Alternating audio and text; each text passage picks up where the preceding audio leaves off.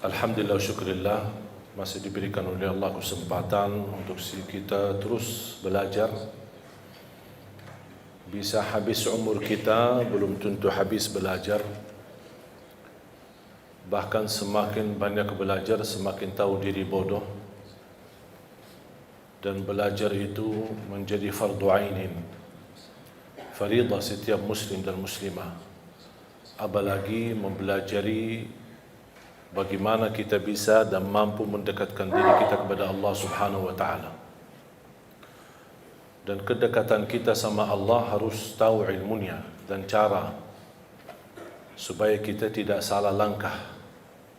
Dan alhamdulillah, Islam merupakan agama yang sempurna, yang sudah jelas segala arahannya untuk kehidupan kita. Keluarga, bersama anak kita, mencari nafkah dan rezeki, urusan ibadah, urusan sosial, kesehatan, semua sudah diatur dan disusun oleh agama kita Islam. Yang perlu kita perhatikan adalah Al-Quran. Man arada ad-dunya fa'alayhi bil-Quran, wa man arada al-akhirah فعليه بالقرآن ومن أراد الدنيا والآخرة فعليه بالقرآن. Barang siapa yang ingin dunia, jagalah Al-Quran. Barang siapa yang ingin akhirat, jagalah Al-Quran. Barang siapa yang ingin dua-duanya, dunia dan akhirat, jagalah Al-Quran.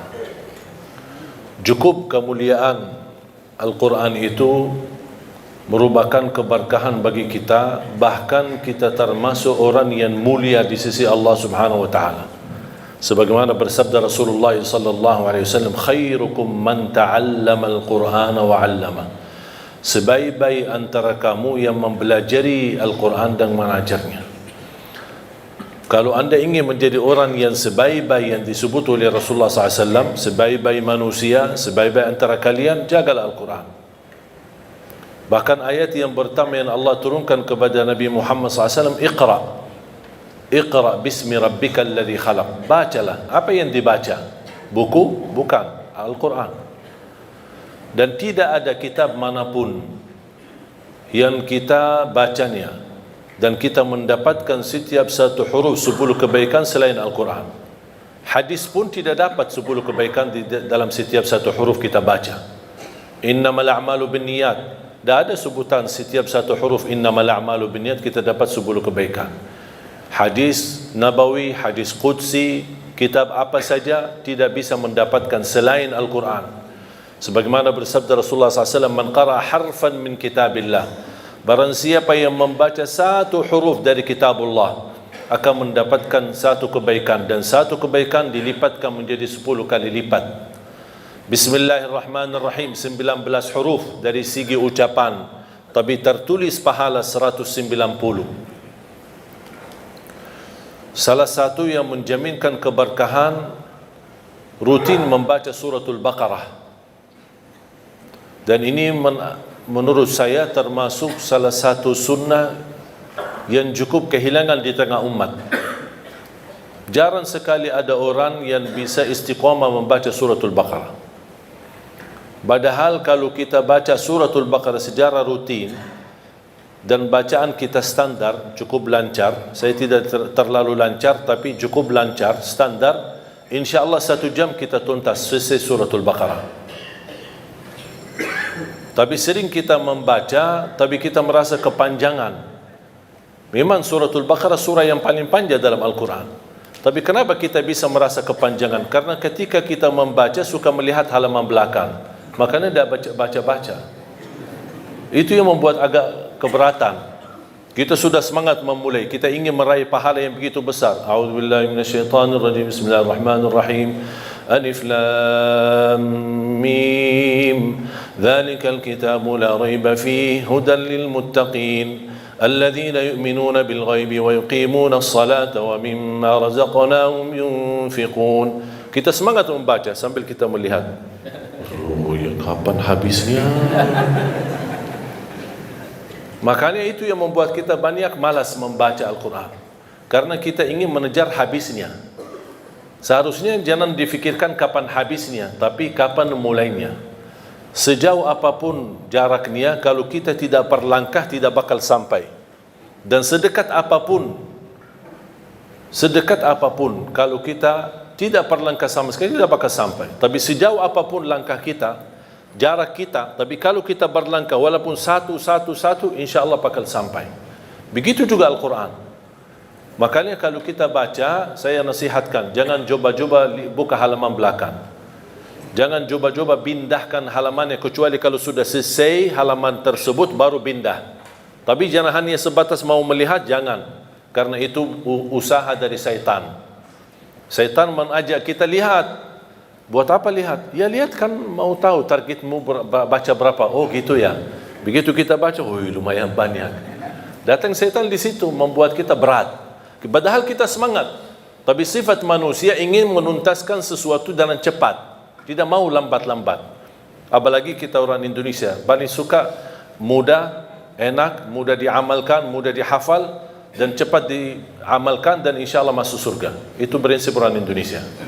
Dan saya sudah hafal prinsip orang Indonesia. Makanya saya bikin buku 20 amalan ringan tapi pahalanya sangat menakjubkan. Dan ini tidak laku di Arab, laku di Indonesia. Karena sudah tahu karakter orang Indonesia. Orang Indonesia tidak suka yang ribet, tidak suka yang susah. Mau yang mudah diingat, mudah dihafal, mudah diamalkan, dan masuk surga. Itu kita. Makanya saya selalu mengambil cara-cara yang mudah untuk bisa kita amalkan. Di antaranya rutin kita membaca suratul Baqarah. Kalau tidak bisa diselesaikan dalam satu hari, tidak apa-apa, boleh diteruskan berkelanjutan. Satu hari ini berapa kita mampu, nanti besok kita lanjutkan, sampai selesai habis suratul Baqarah. Begitu habis, ulang lagi. Kenapa? Karena Rasulullah sallallahu alaihi wasallam bersabda di hadis yang sahih, "Alaikum bi suratil Baqarah, fa inna akhdhaha barakah wa tarkuha hasrah wa la tastati'uha al-batala." Ambillah suratul Baqarah, karena sesungguhnya barang siapa yang membawa suratul Baqarah, dia telah membawa keberkahan. Wallahi terjamin berkah dalam segala hal. Ibadah berkah, rizki berkah, rumah tangga kita berkah, kemanapun kita pergi membawa keberkahan karena dahsyatnya suratul Baqarah. Barang siapa yang meninggalkan suratul Baqarah, kata Rasulullah, bakal nyesal. Mau enggak kira-kira jadi orang yang nyesal? Wala tastati'uha al-batala. Dahsyatnya kekuatan suratul Baqarah tidak bisa dilawan oleh syaitan. Godaan, jin, alam gaib, makhluk, godaan, gangguan. Ini semua mereka, tukang dukun, tukang sihir, tukang ramal, mereka semua tidak bisa melawan suratul Baqarah. Saking dahsyatnya dan kuatnya suratul Baqarah. Bahkan Al-Baqarah itu merupakan ruqyah untuk diri sendiri. Jangankan suratul Baqarah sendiri mulia, satu ayat di dalam suratul Baqarah, ayat kursi, satu ayat, sebagaimana bersabda Rasulullah SAW, "Man qara'a ayat al-kursi dubura kulli salatin laysa bainahu wa bainal jannati illa an yamut." Barang siapa yang membaca ayat kursi setiap habis salat fardu, dijamin masuk surga.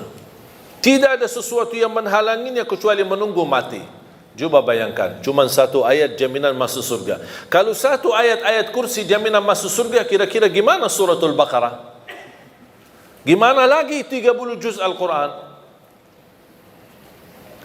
Makanya saya sering mengingatkan jamaah, apapun kesibukanmu, buru-buru, ada meeting, ada janji, tidak bisa bertahan lama di musalla atau di masjid, paling tidak habis istighfar, Allahumma antas salam wa minkas salam, sampai selesai, baca langsung ayat kursi.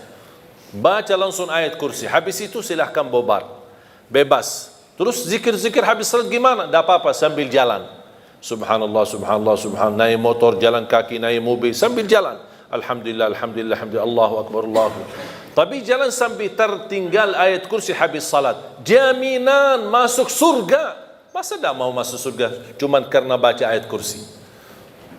Man qara ayat al-kursi dubura kulli salatin. Barang siapa yang membaca ayat kursi setiap habis salat, dijamin masuk surga. Tidak ada sesuatu yang mampu menghalanginya kecuali menunggu mati.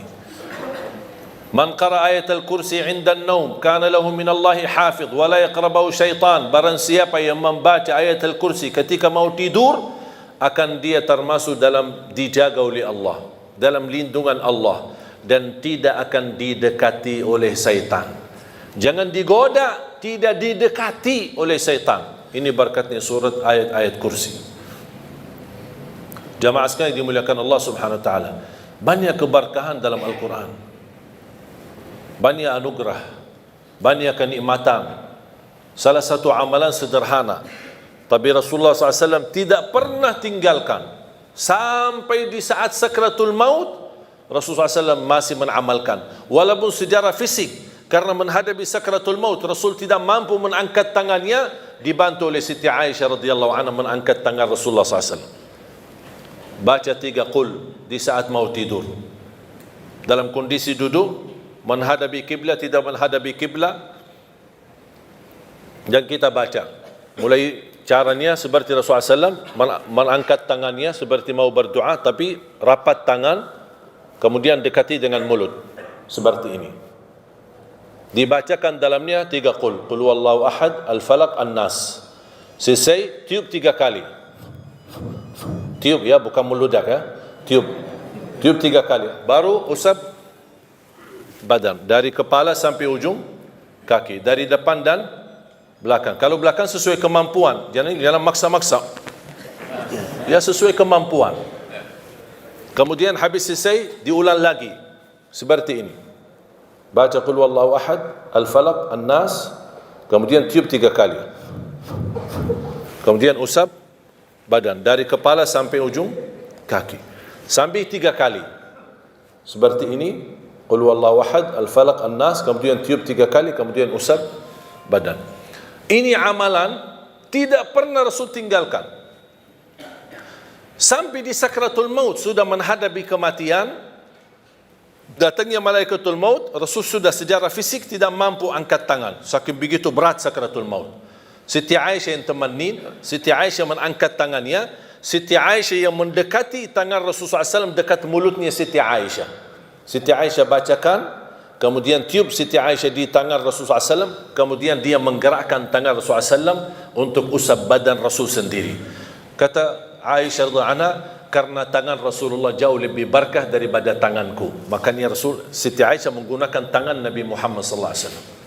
Boleh kita berarti dalam contoh ini, kalau kita punya anak-anak sudah tidur duluan, kita boleh bacakan sambil tiup tangan kita, kemudian usap badan anak-anak kita. Wallahi amal itu dahsyat. Gangguan, sihir, hasud, mata orang, dengki, macam-macam orang yang mau menyakiti kita, insya-Allah dalam lindungan Allah Subhanahu wa taala. Disumbuhkan dari segala penyakit rohani maupun jasmani. Dan ini disunnahkan setiap waktu mau tidur di malam hari.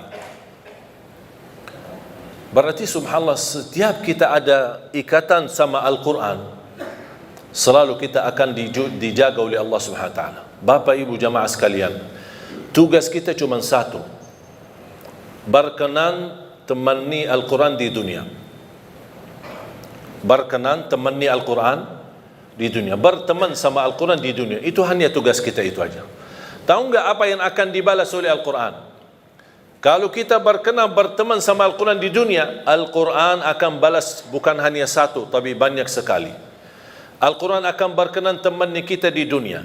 Al-Quran akan berkenan temani kita saat sakratul maut. Al-Quran akan berkenan temani kita saat kita di alam kubur, hayat barzakh, sendirian.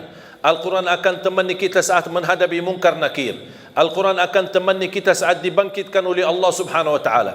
Al-Quran akan temani kita saat dihisab. Al-Quran akan temani kita saat jalan di atas sirat menuju surga. Apakah begitu sampai ke pintu surga Al-Quran melepaskan? Tidak. Al-Quran masih berkenan temani kita sampai masuk surga. Apakah begitu masuk surga Al-Quran meninggalkan? Tidak. Masih Al-Quran bersama kita sampai naik ke derajat yang tertinggi di dalam surga Allah. Kata Rasulullah sallallahu alaihi wasallam, yuqalu liqari al-Quran, iqra warqa warattil kama kunta turattilu fid dunya fa inna manzilataka 'inda akhir ayatin taqra'uha. Sebagaimana kata Rasulullah SAW, nanti ahlul Quran di dalam surga disuruh baca, naik. Baca, naik. Dan tertil sebagaimana kamu tertil di dunia, karena posisimu di mana kamu berhenti baca, itulah derajatmu di dalam surga Allah Subhanahu wa taala. Kata Siti Aisyah radhiyallahu anha, adadu darajatil jannah bi'adadi ayat Al-Quran, falaysa fi ahli al-jannati a'la darajatan min ahli Al-Quran. Jumlah tingkatan dalam surga Allah sesuai jumlah ayat Al-Quran. Oleh karena itu tidak ada yang lebih tinggi di dalam surga Allah daripada ahli Al-Quran. Coba bayangkan, tidak ada sesuatu amalan yang bisa menemani kita di dunia sampai akhirat, bahkan sampai menuju surga selain Al-Quran. Banyak amalan yang lain, sedekah, puasa, salat, ada manfaatnya. Tapi yang berteman kita, menemani kita, bersama kita sampai ke surga, bahkan di dalam surga, masih membawa kita naik ke derajat yang tertinggi, itu Quran. Makanya fantas kita memberikan perhatian sama Al-Quran. Yang aku heran, banyak orang Muslim tapi tidak mampu khatam Al-Quran. Bertahun-tahun berlalu tapi tidak khatam Al-Quran sama sekali. Saya kaget ketika saya diundang di salah satu acara syukuran. Kenapa acara syukuran? Karena ada seorang anak yang sudah khatam Al-Quran. Dan begitu saya hadir, saya fikir kalau bahasa khatam Al-Quran di kota kita di Madinah, saya ingat waktu kita di Madinah, kalau kita bilang khatam Al-Quran berarti sudah hafal. Jadi saya diundang acara syukuran, katanya ini anak saya khatam Al-Quran. Subhanallah, Masya Allah. Begitu saya mau tes, kayaknya Ustaz salah faham. Ini kenapa? Oh, kami biasa ada budaya kalau kita khatam satu kali seumur hidup bikin acara syukuran. Oh, seumur hidup bikin acara syukuran. Masya Allah. Bukan Masya Allah, na'udzubillah. Kau berarti diajarkan, ditanamkan kepada anak kita cukup seumur hidup satu kali khatam Al-Quran. Padahal Rasulullah SAW mengajarkan kita minimal setiap bulan satu kali. Kalau Rasulullah SAW punya kebiasaan setiap minggu satu kali. Ada sebagian sahabat 3 malam satu kali. Uthman bin Affan setiap malam satu kali. Saya punya guru pagi hari 10 juz sampai siang hari baca. 10 juz yang sudah dibaca di pagi hari dia dipakai di dalam salat tahajudnya malam hari. Besoknya 10 juz yang kedua dibaca di pagi dan siang hari. Malamnya dipakai untuk salat tahajudnya.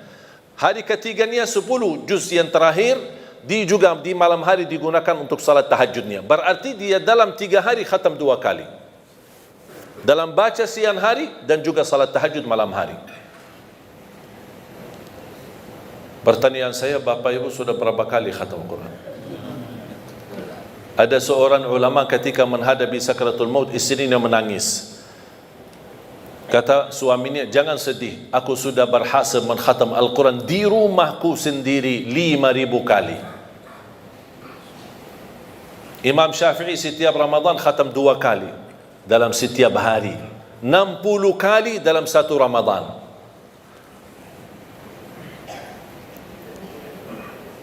Kira-kira ada target enggak kita khatam Al-Quran? Banyak orang beralasan, saya sebenarnya ingin khatam Al-Quran, tapi saya tidak faham. Dan katanya kalau tidak faham, mendingan tidak usah baca daripada salah. Itu bisikan syaitan, bukan bisikan kiai. Ini syaitan yang berkata itu. Membaca Al-Quran sampai khatam, walaupun tidak faham sama sekali, boleh.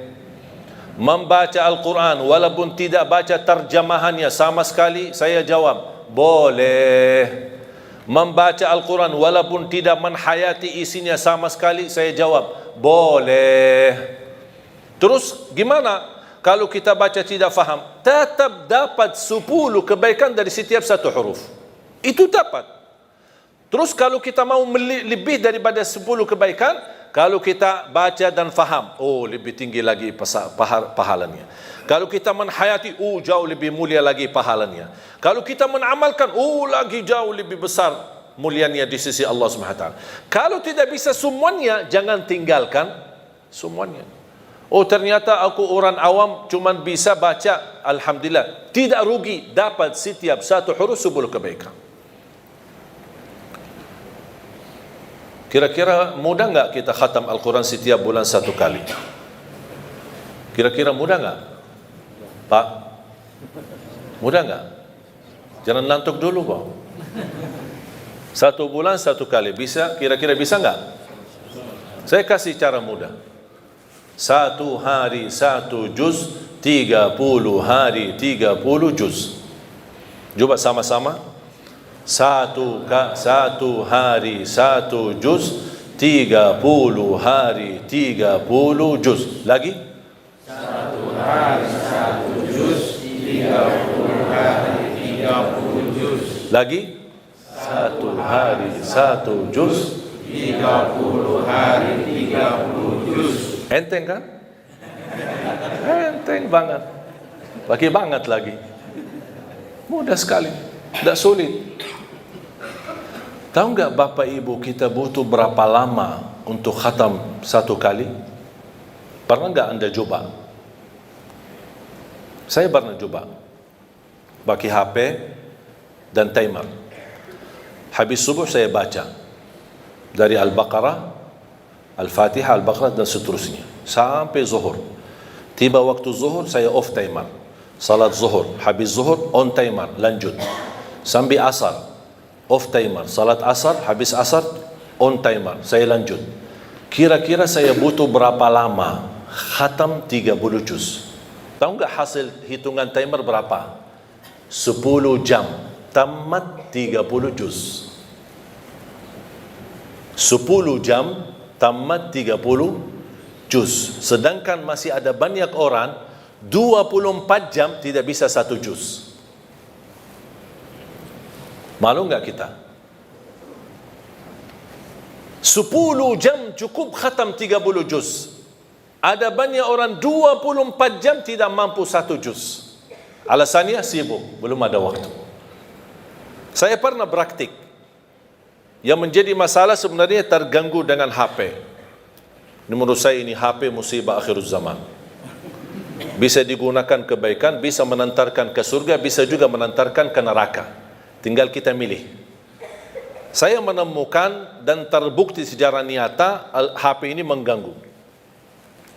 Saya baca 3 juz. Maaf, saya baca 10 juz dalam waktu 3 jam. Khatam. 3 jam lebih sedikit. 10 juz. Saya coba 10 juz yang sama di waktu 3 jam, tapi ada HP. Baca sebentar, WA sebentar. Baca sebentar, angkat telefon sebentar. Baca sebentar, jawab ini jamaah sebentar. Tahu enggak hasilnya sudah selesai 3 jam, saya cuma dapat 2 juz, tak sampai 3 juz. Baru saya tahu, oh ini dia yang bikin masalah. Masalahnya bukan kita sengaja membuat ganggu aktivitas ibadah, tetapi kita tidak sadar. HP ini tidak sadar kita sudah terlalai dari waktu. Begitu megang HP, pertama yang bangun tidur, pertama yang dilihat HP. Begitu mau tidur, terakhir yang dilihat HP. Kemana-mana bawa pergi, bawa HP. Masuk WC, bawa HP. Coba kalau kehilangan HP-nya, oh stresnya luar biasa. Tapi kalau kehilangan istrinya, biasa-biasa. Jadi jamaah sekalian, sungguh ini HP sangat mengganggu aktivitas ibadah. Coba saya sekarang minta, anda ketika baca Quran, tolong dijauhkan HP. Off atau di silent, atau bisa di off-kan atau dimatikan. Kalau bisa dikuburkan sekalian. Ya, biar ada. Coba antum coba sendiri. Wallahi bakal berhasil khatam Al-Quran dengan mudah. Jangan ada gangguan. Coba lihat. Allah sudah menjanjikan di dalam suratul Qamar ayat 17 dan diulangi beberapa kali di dalam suratul Qamar. Walaqad yassarnal Qur'ana lidzikri fahal min muddakir. Kami telah memudahkan Al-Quran untuk dipelajari. Siapa yang mau? Dan saya selalu berkata sama jamaah, bukan jamaah tidak bisa, tapi belum mau. Karena Allah berkata, siapa yang mau, bukan siapa yang bisa. Berarti kalau mau, pasti bisa. Kalau mau, pasti dapat janji Allah, kemudahan. Kami telah memudahkan Al-Quran untuk dipelajari. Jangankan dipelajari, bahkan bisa hafal, bahkan bisa insya Allah menjadi ahli Quran dunia dan akhirat. Ada seorang peserta di acara Hafiz Indonesia. Bapak Ibu suka nonton acara Hafiz Indonesia? Ada salah satu peserta namanya Kaila. Ingat gak Kaila? Ada Kaila sama Aila. Tahu gak Kaila itu bagaimana? Fisiknya apa? Orang buta. Saya pernah tanya sama dia, Kaila setiap hari berapa juz baca? 5 sampai 7 juz setiap hari. Dia buta. Saya langsung berkata, Kaila, ini kan cukup berat dan cukup banyak. Kamu kan cukup ada alasan yang kuat di hadapan Allah. Bilang aja sama Allah, mohon maaf ya Allah, saya orang buta, tidak bisa baca Quran. Itu kan alasan, pasti Allah terima alasanmu. Apa kata beliau? Coba, seorang anak usia 8 tahun, coba jawabannya seperti apa? Dia berkata, saya malu sama Allah menjadikan buta saya alasan tidak baca Quran. Kira-kira alasan kita apa? Apa yang kita mau bilang sama Allah? Wallahi jamaah sekalian, kalau anda ingin kekayaan, kenikmatan, kebahagiaan, kelancaran, kemudahan, makmurnya rumah tangga, anak salih salihah dan keberkahannya luar, wallahi Al-Quran. Kuncinya Al-Quran. Jagalah Al-Quran, perhatikan Al-Quran. Segala aktivitas Al-Quran. Sedekahnya pun untuk program Al-Quran. Di mana ada program, misal di PT ini, di Indosat ini ada program Al-Quran, ayo dukun program Al-Quran, dukun program tahfiznya. Kenapa? Wallahi berkahnya luar biasa.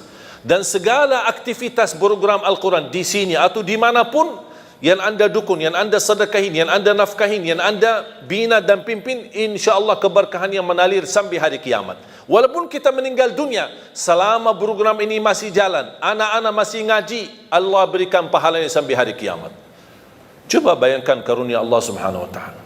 Makanya saya selalu berkata, kalau anda tidak berhasil menjadi penghafal Al-Quran, jangan gagalkan anakmu.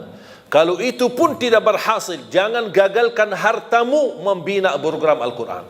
Supaya apa? Supaya hari kiamat kita datang, dari segi harta kita berkata, ya Allah, mohon maaf saya tidak bisa menjadi penghafal Al-Quran, saya tidak bisa jadikan anakku penghafal Al-Quran, tapi hartaku jadi saksi baik untuk Al-Quran. Mudah-mudahan kita bergabung bersama Ahlul Quran di akhirat. Amin. Makanya jamaah sekalian, tidak ada yang rugi sama Al-Quran. Saya titip terakhir amalan mudah untuk khatam Al-Quran. Tadi sudah saya kasih langkah pertama, 1 hari 1 juz, 30 hari 30 juz. Kira-kira mau nggak ya lebih mudah? Hah? Boleh?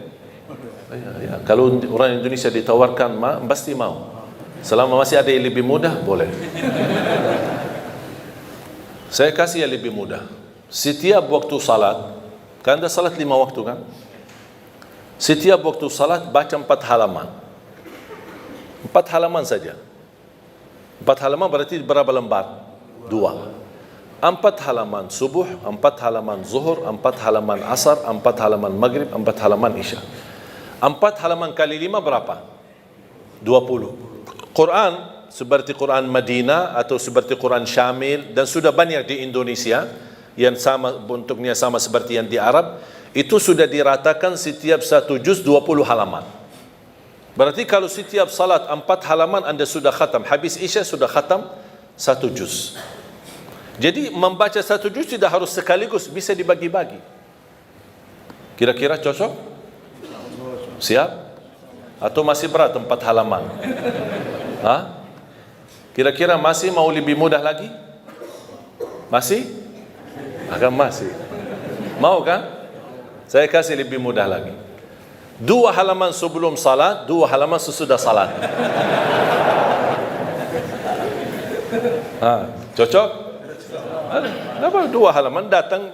Biasa saya tahu orang Indonesia, apalagi kalau hari kerja kan suka datang lebih awal, ada yang suka. Udah, daripada nongkrong di luar tidak jelas apa, ambil air wudu, datang tahiyatul masjid, duduk. Sebelum sambil menunggu azan, 10 menit 15 menit sudah selesai 2 halaman. Begitu habis salat sebelum bubar 2 halaman. Asal jangan bawa HP. Kalau sudah mulai megang HP, oh itu sudah terganggu. Akhirnya tidak, melur waktunya, tidak bisa istiqamah. Cocok? Siap? Saya tidak akan tanya bisa, karena saya yakin bisa. Yang saya tanya, mau atau tidak? Kalau mau, pasti bisa. Mau lebih mudah lagi?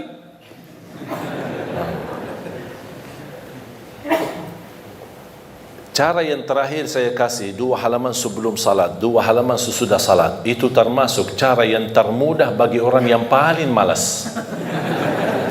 Kalau itu sudah tidak bisa, saya angkat tangan. Inna lillahi wa inna ilaihi raji'un. Udah, itu disalatin aja. Kalau seperti ini disalatin, sudah habis. Jamaah sekalian yang dimuliakan Allah Subhanahu wa taala. Saya harap paling tidak mulai harimu baca Quran, tutupi harimu baca Quran. Paling tidak. Wallahi di antaranya antum lihat keberkahannya luar biasa. Sebelum beraktivitas, begitu bangun pagi hari, sebelum pergi ke kerja baca. Saya diajarkan sama guru saya, setiap masuk masjid atau musalla dimanapun, dalam perjalanan, musafir, dimanapun saya berada, lihat di mana ada Quran, saya ambil Quran, saya baca walaupun 1 ayat. Saya tanya, kenapa wahai guru? Kata beliau, supaya berbanyak saksi di bumi. Berbanyak saksi di bumi. Semua Quran yang ada dimanapun, di masjid, di musalla, saya lagi dalam perjalanan, apalagi kemarin musafir, perjalanan safari dakwah, setiap mampir ke musalla masjid,